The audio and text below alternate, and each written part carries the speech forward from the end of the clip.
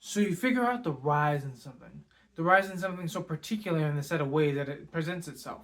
And, well, it's particular in the new way of thinking, a new invention even, a new way of believing and supporting people. Welcome to the rise of comic books, 1930s style. Thank you for coming to Logan Story. In this pop culture history highlight, we talk about the rise in the 30s of comic books. Thank you again, and let's get started. Hi, I'm Leapfrog.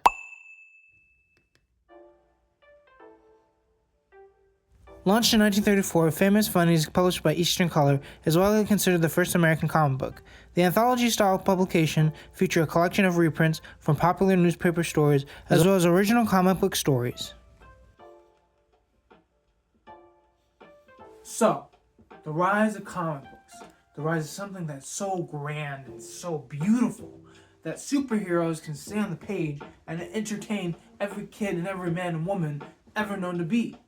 We're talking about the popular ones in the 30s, Batman, Superman, and other heroes that seem to be gradually coming on with the comic book realm and eventually way to Marvel. See, both on the rising scale, the most important thing is what makes a comic book so great? What makes a comic book so grand? The story, the characters, the implementation of danger, the implementation of an actual superhero saving the day. That's something that people will look up to in terms of what in actuality comic books seem to arise to.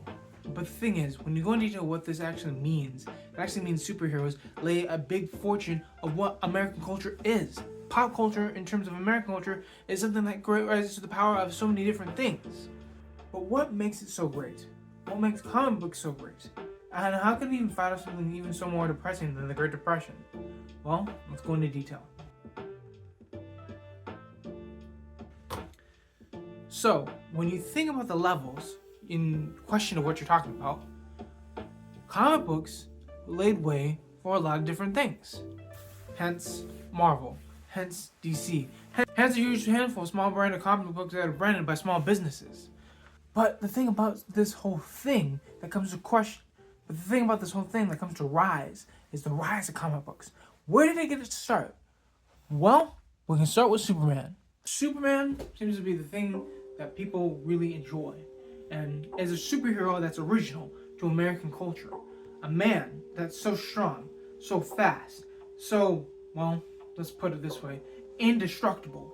So much so that it can be indestructible to think about Superman in a different way. But then we lead lines into Batman, a specific superhero that doesn't have superpower, but has super smarts, and has super equipped ability. But all that in the question leads up to this question. What is a comic book really? Well, if you look at the definition, it's as so. Comic books are something that people can rely on. Picture-worthy books with graphics so in detail that it ends up being something great to the natural eye. You want to read these books. You have to read these books. Every week is a new issue, so you have to get into the story before everyone else does. Whether it be Superman, whether it be Batman, whether it be Spider-Man, whether it be Black Panther, whatever the hero may be. But here's the thing. With all the greatness that is comic books, what does it mean for you and I? What can the rise of comic books in the 30s relate to us to now? Between the two of us? Well, application, of course. When you think about comic books, you think about superheroes. There's a lot of superheroes in this day and age that we live in. Some may be disguised into something other than a super suit. They may be a fireman, they may be a teacher, maybe your parents. Anything else that composes to a comic book seems to relate on some naturally real things. But the thing is, of what comes about a comic book that seems to rise over everything is what the relatability can stand for. At least that's what Stan Lee had to say about his superheroes. Where's the relatability to human life?